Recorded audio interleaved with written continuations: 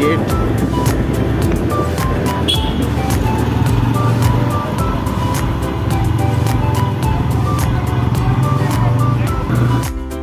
কামাখ্যা মায়ের মন্দির যাওয়ার সময় নীলাচল পর্বত যেটি আছে সেটিতে ঘুরে ঘুরে পাহাড়ের সাইড দিয়ে যে রাস্তা আছে সে রাস্তা দিয়ে আমরা যাচ্ছিলাম। একদম উঁচু এবং খাড়াই রাস্তা, এটি বেশ সুন্দর এবং এক রোমাঞ্চজনক অভিজ্ঞতা হবে। তোমরা যারা এসেছো বা যারা আসতে চাও অবশ্যই নীলাচল পর্বতের ওপরে গিয়ে তোমরা মায়ের মূর্তি দর্শন করো, মায়ের পাষাণশিলা পুজো দাও। আর এই ওপরটি বেশ সুন্দর এবং অনেকটা খাড়ায় রয়েছে। কত গাড়ি মাকে পুজো দিয়ে চলে আসছে। একটা সুন্দর রাস্তা, মায়ের একটা মন্দিরে ওঠার গেট, কিন্তু এটা হলে অনেকটা ঘুরে ঘুরে যেতে হয়।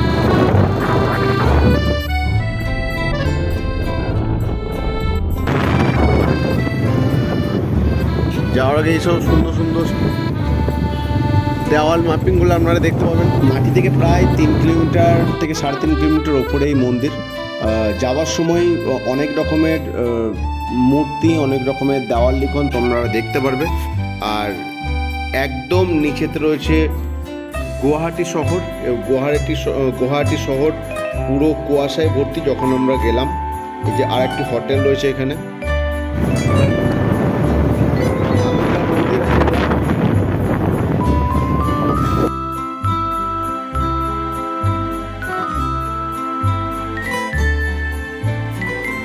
অনেক রকমের অনেক ধরনের অভিজ্ঞতা হবে এই মন্দিরে যেতে গেলে।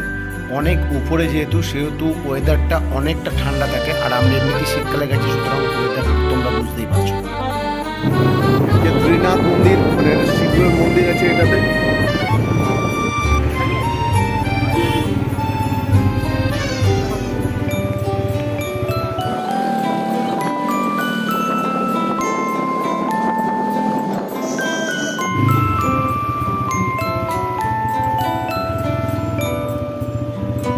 মা বগলামুখী মন্দিরের গেট। মা বগলামুখীর প্রিয় রং হচ্ছে হলুদ, তাই সেই এদিকে সব জায়গাতে মোটামুটি হলুদ জিনিসটা আপনারা পাবেন দেখতে।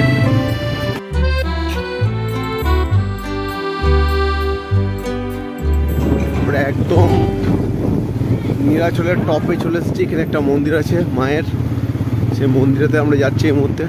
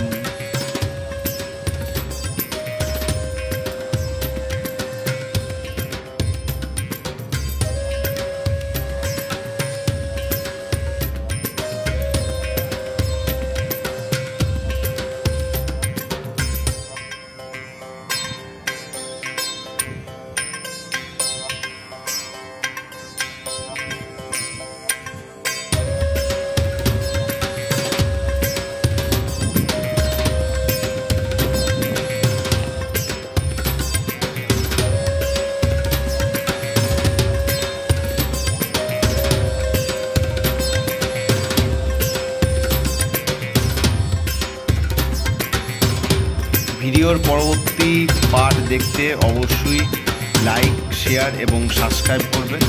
আর তার সাথে সুন্দর সুন্দর ভিডিও আরও আছে আমার কাছে। সবাই ভালো থেকো। জয় মা কামাখ্যা। ধন্যবাদ।